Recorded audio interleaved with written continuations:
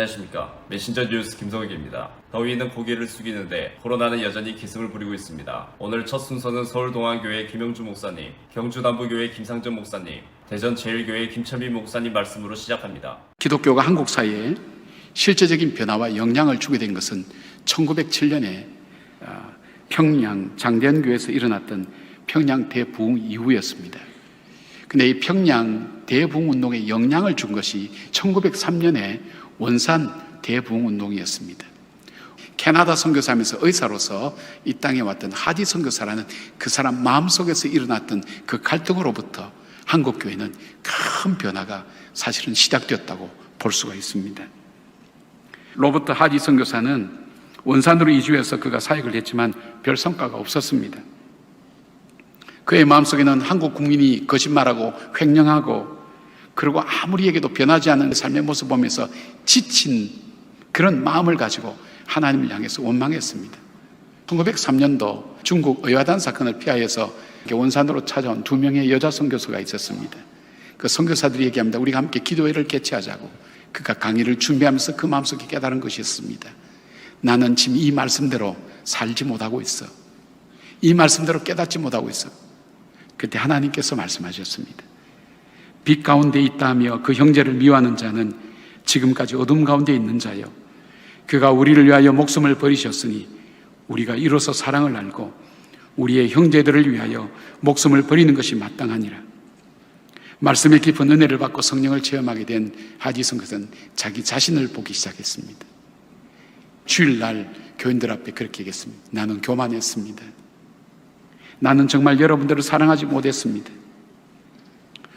성령 충만 없이 해온 사역들, 그는 낱낱이 구체적으로 자기 내면 속에 있는 깊은 죄악들을 진심을 토해내기 시작했습니다. 여기저기에서 울음소리가 들려집니다. 선교사님, 우리도 당신을 너무너무 미워했다고. 당신이 정말 이 나라를 떠났으면 좋겠다고 생각했다고. 우린 당신을 사랑하지 못했다고. 우리를 용서해달라고. 그렇게 얘기합니다. 회개가 쏟아져 나오기 시작했습니다. 이 운동은 여기서 끝나지 않고 1904년도 강원도 지역, 1906년도 전라도 지역으로 번져나가다가 1907년 평양 대부흥운동으로 이어졌습니다. 이것이 3.1운동으로 이어졌습니다. 회개는 하나님께로 돌아가는 길입니다. 회개는 하나님의 능력을 덧입는 길입니다. 회개는 우리의 삶을 바꾸고 우리의 모든 것을 바꾸는 능력이 바로 회개 속에 있습니다. 나를 바꾸기를 원합니까? 회개하십시오. 가정을 바꾸기를 원하십니까? 회개하십시오. 우리의 교회와 이 나라를 바꾸기를 원하십니까? 회개하셔야 됩니다. 하디 선교사님으로부터 시작된 회개의 그 시작이 이 나라를 바꾸듯 우리 열방 속의 한국을 새롭게 만드는 주의 역사가 일어날 줄 믿습니다. 이사야 46장 4절에 보면 이렇게 약속하고 있습니다. 너희가 노년에 이르기까지 내가 그리하겠고 백발이 되기까지 내가 너희를 품을 것이니라. 내가 지은적 내가 업을 것이요 내가 품고 구하여 내리라. 과연 이 약속대로 어떻게 말씀이 이루어지는지 한번 보십시오. 갈렙을 보십시오. 그는 85세의 노인이었습니다.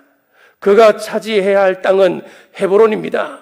이 헤브론 땅에는 가나안 땅의 대표적인 거인족 아낙 사람들이 이미 점령하고 있었습니다. 강대합니다. 강력한 족속입니다. 그럼에도 불구하고 이 산지를 내게 주소서라고 담대하게 보였습니다. 그는 노년에 더 활력이 청청하여 유다 족속이 거주할 땅을 결실하게 되었습니다. 야곱도 보십시오. 아버지를 속여서 축복 기도를 받으면 그 기도가 과연 얼마만큼 효과가 있을까 의구심이 드는데 그는 아버지를 속여서 축복의 기도를 기어이 받아내고 맙니다. 야곱은 사기꾼 같은 삶을 살아서 그를 만나는 사람들 모두 다 피해자가 되었습니다. 아버지 이삭도 피해자였습니다. 그의 형 에스도 피해자였습니다. 그의 삼촌 라반, 그의 장인이 되잖아요. 그 장인조차도 야곱을 만나서 큰 피해를 당했습니다. 오죽하면 형 에스가 동생을 죽이려고 했겠습니까? 얼마나 억울했으면 장인 라반이 그를 죽이기 위하여 쫓아왔겠습니까? 그랬던 야곱이 노년에 어떻게 되었습니까? 성자가 되었어요. 창세기 49장을 보면은 야곱의 축복장이라고 별명을 붙이는데, 그는 12아들을 나란히 앉혀놓고 예언하며 축복을 해주는데 그 축복대로 그대로 이루어집니다. 얼마나 신령한 사람이 되었습니까? 얼마나 거룩해졌습니까? 그의 노년의 삶이 영적으로 더 청청해졌다는 이야기입니다. 모세가 쓰임받았던 나이는 30대, 40대가 아니었습니다. 힘이 쓸 때가 아니었습니다. 80세였습니다. 80세 이후에 그가 하나님 앞에 쓰임받는 그 모습을 보십시오. 신명기 34장 7절입니다. 모세가 죽을 때 나이 120세였으나 그의 눈이 흐리지 아니하였고 기력이 쇠하지 아니하였더라. 아브라함도 마찬가지입니다. 부름을 받았을 나이가 40, 50대가 아니었습니다. 75세 이후였습니다. 자, 이들의 위대한 모습을 보면 하나님을 경외하고 교회를 가까이 하는 성도의 모습이 이처럼 복되고 영광스럽다, 영화스럽다라고 하는 것을 말씀합니다. 14절 다시 읽겠습니다. 그는 늙어도 여전히 결실하며 진액이 풍족하고 빛이 청청하니 그의 노년을 복되게 하실 것을 믿으시길 주님의 이름으로 축복합니다. 우리가 76년 전에는 일제의 폭거와 싸웠습니다.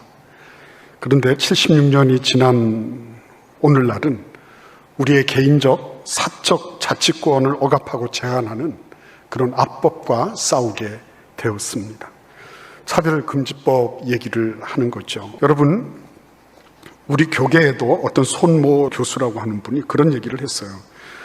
동성애에 대한 미국 복음주의자들이나 한국 보수 교인들의 전쟁은 승산이 별로 없다. 이미 전세는 기울어졌다. 이런 얘기를 했습니다. 대세가 결정됐으면 그냥 그대로 묵묵히 따라야 되는가요? 대세를 따라갔던 그런 교회의 전형적인 모델을 우리는 독일 교회에서 보게 되는 것입니다. 1933년 1월에 아돌프 히틀러는 민족사회주의 독일 노동당, 줄여서 나치당이라고 부릅니다. 수상이 되었어요.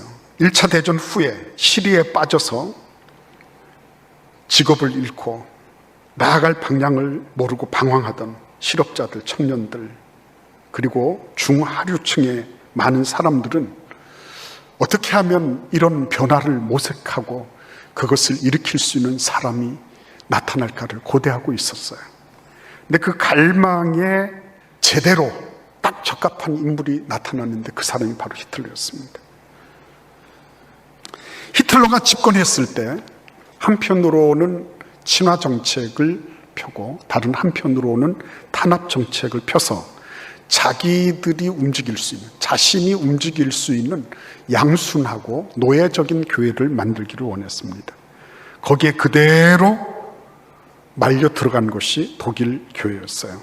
그나마도 위로가 된 것은 고백교회라고 일컬어지는 본헤프나 칼바르트 같은 몇몇 목회자들과 신학자들이 히틀러에 저항해서 그건 아닙니다 라고 하면서 바르멘 선언이라고 하는 고백교회의 신앙 선언을 할 수 있게 된 것, 그것이 유일한 희망이면 희망, 위로면 위로가 되었을 뿐입니다.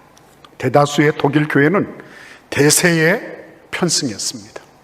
그리고 무비판적으로 그 대세를 받아들였고 그 결과는 참혹한 홀로코스트로부터 시작하여 2차 대전을 발발케 하는 그 일에 그들은 부역했던 것입니다.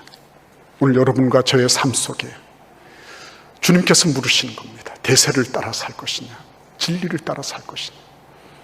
여러분, 우리의 삶 속에 대세의 흐름을 쫓아가는 것이 아니라 좁은 길을 걸어가는 예수 따르는 그런 놀라운 은혜와 축복이 우리 모두에게 함께 하시기를 기원합니다. 고향과 부산을 연결합니다.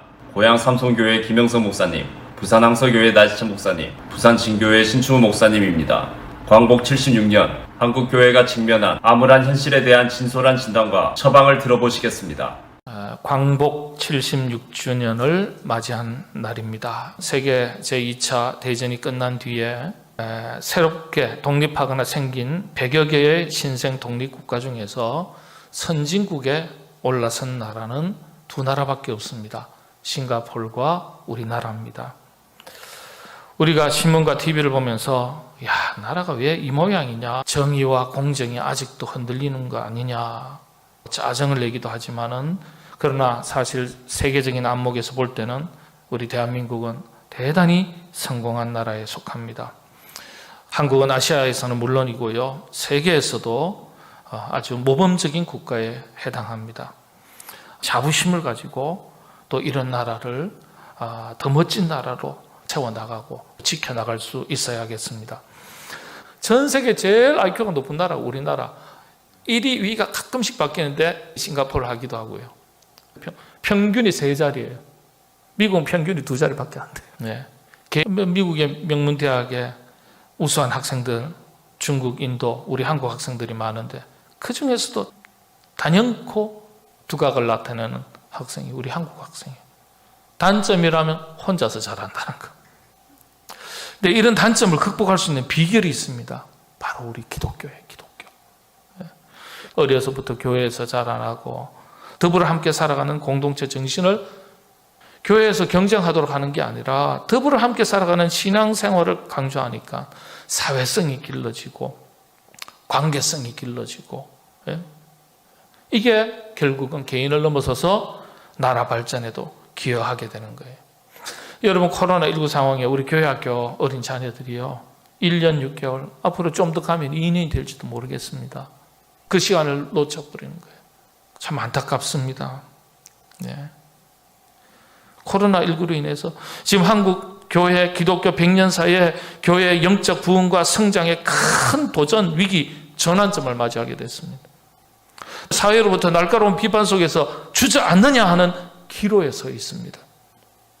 개인의 신앙에 있어서도 큰 위기와 도전을 맞이했죠. 한국교회 우선 문제는 지도자의 문제죠.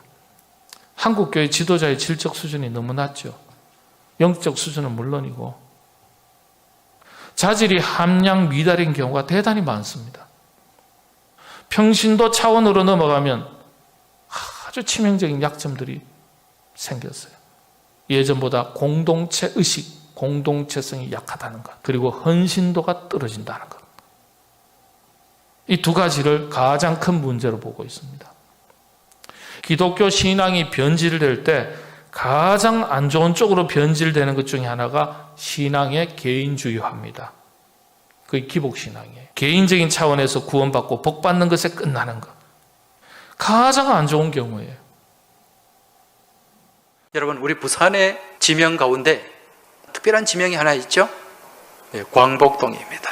원래는 동래군 부산면이었습니다. 그런데 일제강점기 때 이 지역에 일본 사람들이 굉장히 많이 거주를 하게 되고, 그리고 이제 해방 이후에 그 일본 사람들이 떠난 그 자리를 이제 광복의 그 뜻을 담아서 광복동이다 지명을 바꾸게 되었습니다. 화면으로 한번 비춰주시기 바랍니다. 선교사 입국 기념 표지석이에요. 제일 왼쪽에 있는 분은 알렌 선교사입니다. 강혜원이라는 병원을 만들었고, 그리고 고종의 주치. 그 중간에 있는 분이 언더우드 선교사예요. 그리고 바깥에 제일 오른쪽에 아펜젤러 선교사. 왜 저 비석이 저기에 서 있는가? 저 세 분이 이곳 부산에 첫 발을 내딛었기 때문에 그렇습니다. 1885년 4월 5일에 제물포항으로 들어온 걸로 되어 있는데 4월 2일 날 이곳 부산 땅에 첫 발을 내딛고, 그리고 여기서 하룻밤 주무시고 인천으로 간 거죠. 그래서 이 광복동은요, 우리나라 일제강점기의 광복, 이 역사적 사건의 의미를 담고 있는 동네이기도 하지만은 그보다 훨씬 앞에 이 땅 가운데 복음의 빛이 이 땅 가운데 비춰진 땅, 비춰진 동네가 바로 이곳이라는 거죠. 여러분, 광복절 기념주일이지 않습니까? 광복이라는 말의 뜻이 뭡니까? 빛을 회복하는 거잖아요. 여러분, 진짜 빛은 예수 그리스도의 빛인 줄 깨달으시기 바랍니다. 그 빛이 우리 가운데 들어왔을 때 이 땅을 지배하고 있던 그런 어둠과 흑암의 세력들이 물러가게 된 줄 믿으시기 바랍니다. 그런데 여러분, 지금 복음의 빛이 점점 약해져 가고 있어요. 지금 우리나라 이 개신교의 인구 비율이 몇 프로입니까? 한 18%, 19% 정도 돼요. 그런데 여러분, 지금 우리나라 청소년들 복음화 비율이 몇 프로인 줄 아십니까? 지금 우리 아이들 복음화 비율이 4% 미만입니다. 세계 선교협회에서 미전도 종족을 분류하는 기준이 몇 프로냐? 그 나라의 복음화율 4% 미만이면 미전도 종족으로 분류가 됩니다. 지금 우리 청소년들이 미전도 종족이에요. 지금 점점 떨어져요.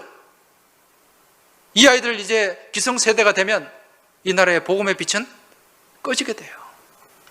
하나님의 촛대가 옮겨가게 됩니다.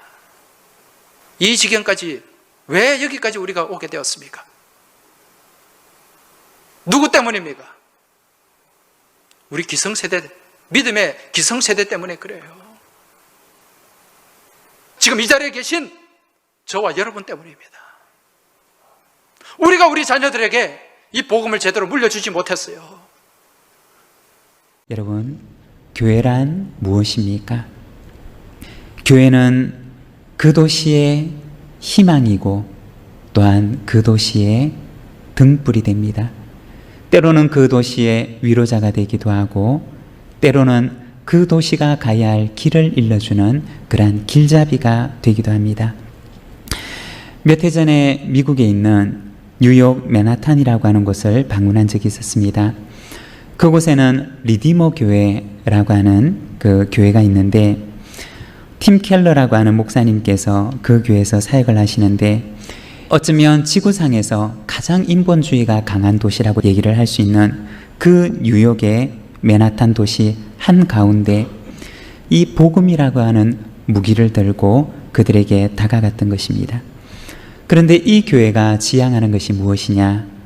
바로 센터 처치라고 얘기를 하는데 중심교회, 다른 말로 얘기를 하면 교회가 그 도시의 중심이 되어야 된다라고 하는 그 생각을 가지고 지성과 이성의 도시라고 불려지는 바로 뉴욕 그 맨하탄 한가운데 이 교회를 설립하게 되었던 것입니다. 복음을 품은 교회가 그 도시의 중심에 서서 그 도시에 살아가는 사람들의 영혼과 그들의 문화를 이끌어가는 바로 중심축과 같은 역할을 해야 된다라고 하는 것입니다. 그리고 이 교회의 그 사역의 정점에는 처치 플랜팅이라고 하는 사역이 있는데 바로 그 도시 가운데 건강한 교회를 세워나가는 것, 그것이 바로 그 도시를 살리는 희망이다 라고 하는 그 믿음을 가지고 그 교회를 이렇게 운영해 나가고 그리고 함께 그 교회를 일구어 나가는 그러한 교회입니다. 도시의 희망이 되는 교회, 그리고 도시마다 희망이 되는 교회를 세워서 그 도시 가운데 등불과 그리고 빛을 비추는 길잡이의 역할을 하는 바로 그와 같은 교회를 세우리라고 하는 그 믿음과 목표를 가지고 사역을 하고 있는 그러한 교회입니다. 그렇다면 여러분, 오늘날 우리의 교회는 어떠할까요? 도시에 살아가는 그 영혼과 그리고 그 도시의 문화를 이끌어가는 그 도시의 중심의 역할을 감당하는 것이 바로 오늘날 우리의 교회인가? 오늘날 우리가 우리 자신을 향하여 다시 한번 물어보아야 하는 것입니다. 오늘 끝 순서는 부산, 남양주, 울산으로 이어집니다. 부산해관교회 조성일 목사님, 남양주 별내동안교회 나강현 목사님, 울산 후계교회 김병부 목사님은 한국기독교회 장래가 평신도들의 신앙 자세에 달려있다고 강조하십니다. 우리 인생에 무거운 돌 같은 것이 우리의 삶에 얹어질 때가 있잖아요.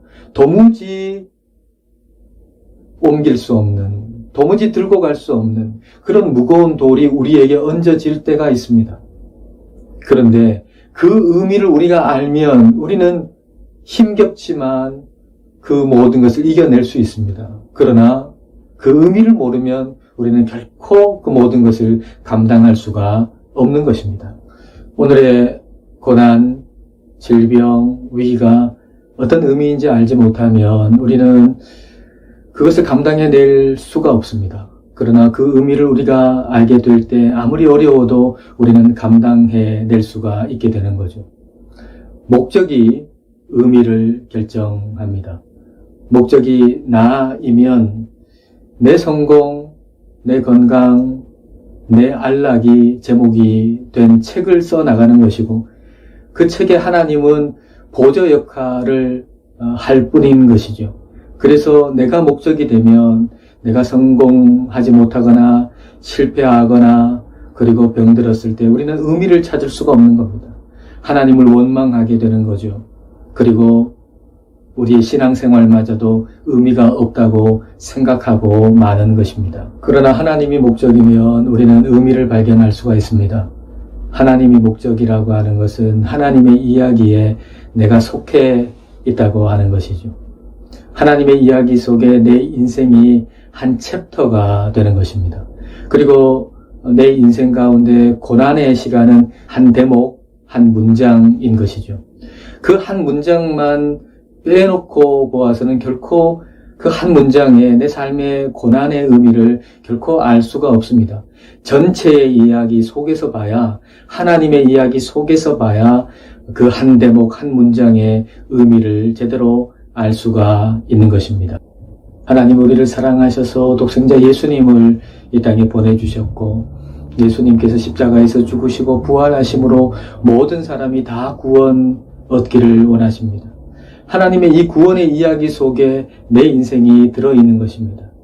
우리의 삶의 고난과 질병도 바로 이 하나님 이야기의 한 대목, 한 문장인 것입니다. 우리의 질병과 우리의 고난이 하나님의 크신 구원의 이야기의 한 부분, 한 문장이라고 하는 것을 알 때 우리는 비로소 그것의 의미를 알 수가 있는 것입니다. 나의 고난과 아픔, 고통을 통해서 하나님께서 나를 그리고 나의 가족을 그리고 다른 사람들을 구원하시는 구원의 이야기를 쓰시고 계신다라고 하는 것을 우리가 알 때 우리에게 아주 무거운 짐이 있을지라도 우리에게 무거운 고통이 있을지라도 우리는 그것을 감당해낼 수 있는 힘이 생기는 것입니다.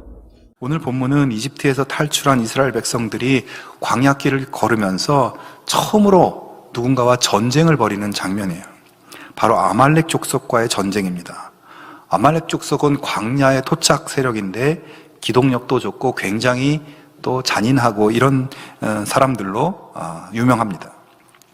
그들은 지금 자기 지역을 지나가고 있는 이스라엘 이 백성들을 그냥 쉽게 통과시켜줄 마음이 없었어요.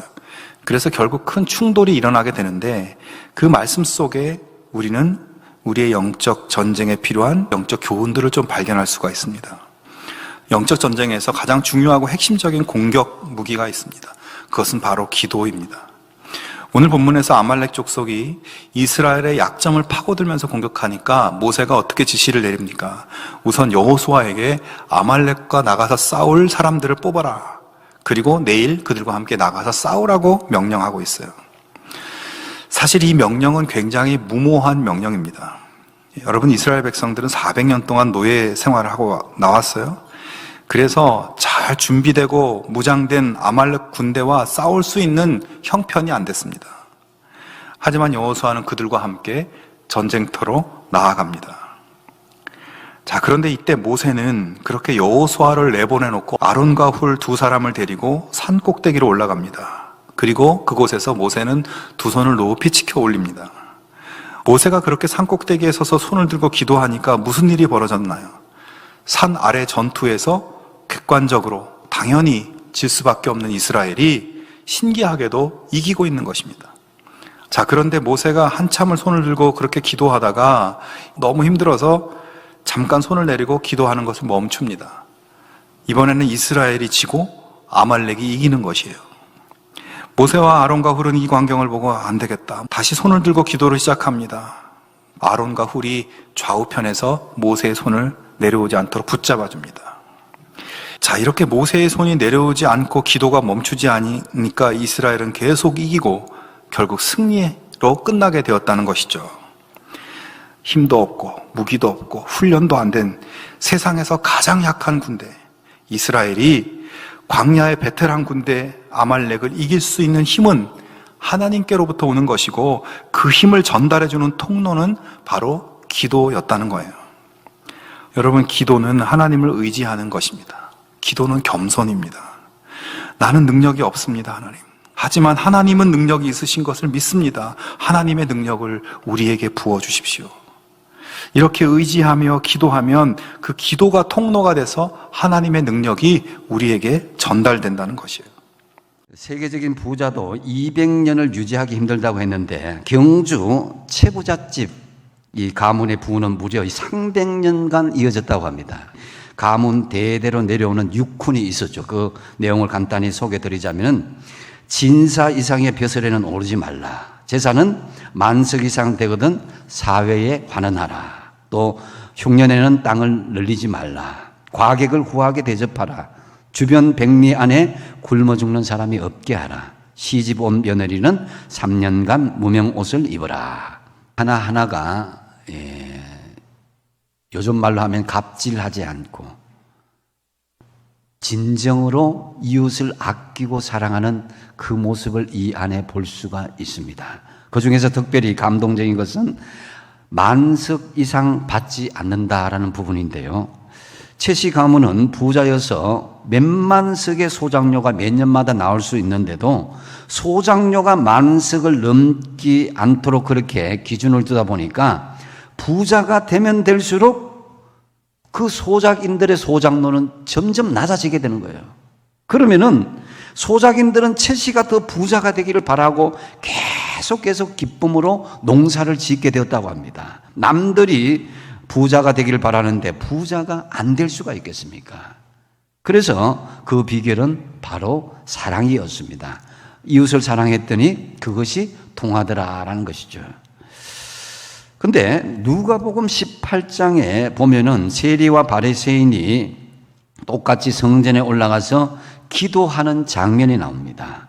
인간적으로 보면은 착취하고 세금을 빼다 먹은 세리가 죄인이었고 또 바리새인, 하나님 말씀을 잘 지키는 바리새인이 의인으로 보여지는데 예수님께서 말씀하시는 것은 그 세리에 대해서 오히려 어렵다 하심을 말씀하고 있습니다.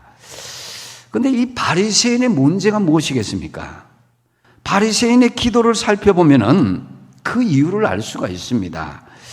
바리새인은 일주일에 이틀씩 금식도 하고 11조도 하나님께 드리고 깨끗한 삶을 살았는데 문제는 공동체 의식, 지체 의식이 부족했습니다. 바로 이웃을 내 몸과 같이 사랑하지 않는 그런 진실한 사랑이 없었습니다.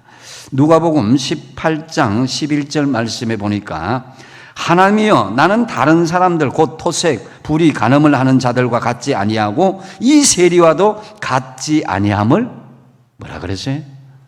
감사하나이다. 하나님 나는 저 사람처럼 죄 짓지 않아서 감사합니다. 저 사람처럼 지옥 가지 않아서 감사합니다. 이게 뭐예요? 나 혼자만 하나님 앞에 감사하고 나와 관련된 사람만 그렇게 감사하는 것은 하나님이 원치 않는 그런 것입니다. 목사님들의 말씀 전체를 들으실 수 있도록 정보 링크해 두었습니다. 아직 메신저 뉴스 구독을 누르지 않은 시청자님이 계시면 지금 구독과 좋아요 알림 설정까지 부탁드립니다. 다음 주까지 안녕히 계십시오. 메신저 뉴스 김성욱이었습니다.